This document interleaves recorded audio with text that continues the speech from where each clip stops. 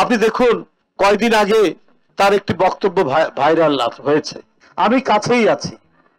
প্রথমে আমরা মনে করেছি এইটা বোধহয় শেখ হাসিনার কোনো বক্তব্যকে কেউ এডিট করেছে না। যখন আমরা দেখলাম বিভিন্ন পত্র পত্রিকা তার এই বক্তব্যটাকে যখন প্রকাশ করেছে, তখন তো কেউ আর এটাকে মিথ্যা বলতে পারবে না।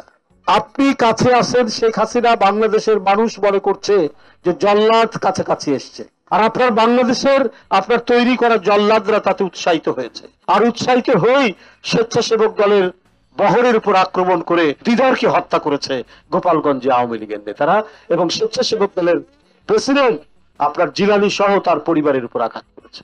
আপনি শুধু বলেছেন কাছাকাছি আছি, বাংলাদেশের মানুষ মনে করেছে জল্লাদ কাছাকাছি এসছে ফাঁসির দড়ি নিয়ে, আর তাতেই উৎসাহিত হয়ে আপনার লোকরাই কর্মকাণ্ড করেছে। তাহলে আপনাকে এদেশের মানুষ কত ভয়ঙ্কর দৈত্য রূপে, কত ভয়ঙ্কর রক্তচোষা বাদুন হিসাবে আপনাকে গণ্য করে, সেটা কি আপনি ভেবে দেখেছেন? আপনি আপনার সমস্ত দুর্বৃত্ত যুবলীগের ছাত্রলীগের নেতাদেরকে আপনি অস্ত্র দিয়েছেন, কত যে বেআইনি অস্ত্র আর আইনি অস্ত্র, লাইসেন্সবিহীন লাইসেন্স করা অস্ত্র, 1888টা অস্ত্র, সাধারণ পিস্তল বন্দুক, এগুলো সরকার করেছে, বাতিল করেছে, লাইসেন্স বাতিল করেছে, কিন্তু এখনো উদ্ধার করতে পারেনি। 1888টা বা এই ধরনের অস্ত্র এখনো উদ্ধার করা যায়নি কেন?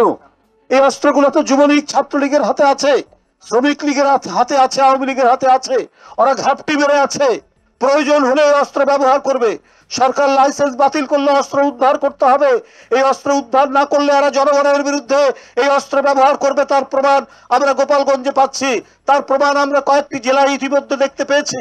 কেন এই অস্ত্র এখনো উদ্ধার হচ্ছে না?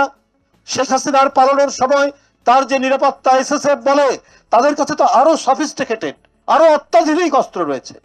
সেই অস্ত্রগুলো লোপাট হয়েছে, সেগুলো কোথায় গেছে?